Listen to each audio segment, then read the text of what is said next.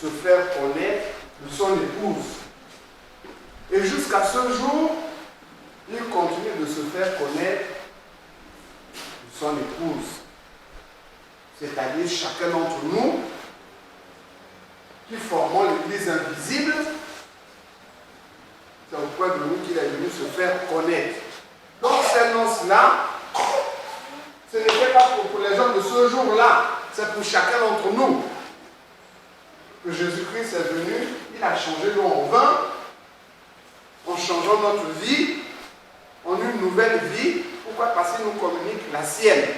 C'est ce vin-là que nous commençons à consommer maintenant. Et ce vin-là n'enivre pas, il remplit de joie. Est-ce que vous comprenez?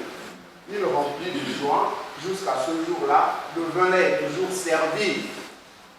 Il est toujours servi. Ne vous laissez pas tromper à la lettre. Vous comprenez?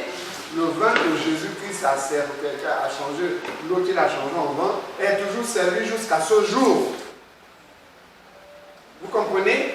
C'est la vie de Jésus-Christ qui est véhiculée en nous par le Saint-Esprit. C'est le signe de ce vin-là qui ne rend jamais bourré, mais qui donne la vie, qui rend heureux, qui rend joyeux, qui chasse la malédiction et apporte la bénédiction et la grâce. C'est un breuvage de grâce. Mais ceux qui ont bu le vin liquide de ce jour-là n'ont pas été bourrés à cause de ce vin. Il se trouve peut-être même que ceux qui étaient bourrés étaient dessoulés parce que ce vin-là leur a donné un peu de vie ce jour-là. Mais pour un instant. Mais Jésus a fait ce miracle pour se faire connaître de l'Église qui était en train de naître à travers ses disciples. Continue la lecture.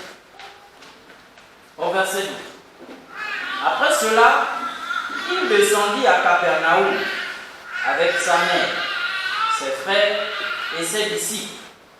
Et il n'y demeurait que peu de jours. La Pâque des Juifs était proche et Jésus monta à Jérusalem.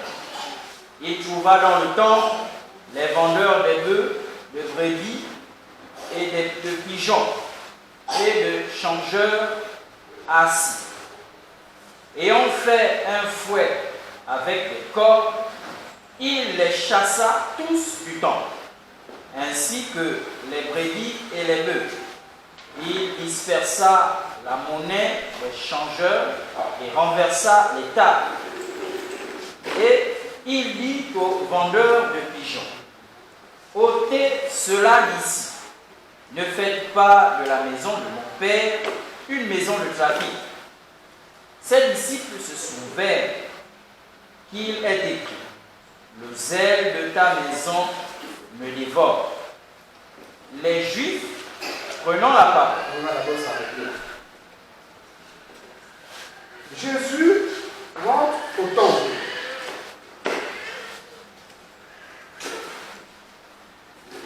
Tu as bu le vin que Jésus a changé, l'eau que Jésus a changé en vin.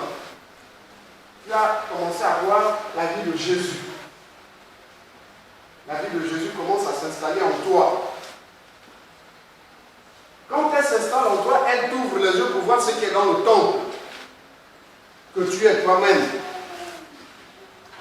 Les vendeurs, leurs échoppes, leurs comptoirs, leurs caisses, leurs marchandises, l'argent, c'est la cupidité en toi. C'est l'égoïsme en toi. C'est la jalousie en toi. C'est la colère en toi. Si tu as bu du vin de Jésus, ce vin va toujours pousser ton cœur à se révolter contre ce qui est en toi. Est-ce que vous comprenez? Pas ce que j'ai l'autre, c'est toi-même.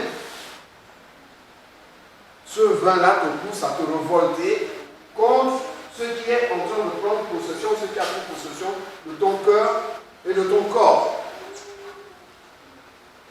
Le Seigneur dit: fais un fouet. Le fouet là, c'est la parole de Dieu. Et agis. L'action là s'appelle la foi. Pour chasser les voleurs de ton cœur.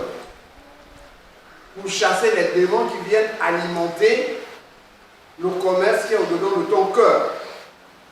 C'est eux les grands marchands. Et toi, tu es leur succursale. Jusqu'à quand sera-tu la succursale des démons? Jusqu'à quand? Est-ce que vous comprenez? Le temple là, c'est chacun d'entre nous. Ce n'est pas le temple de Jérusalem de l'époque là. C'est au jour d'aujourd'hui que cela s'accomplit et où doit s'accomplir dans ta vie à toi. Quel jour tu chasses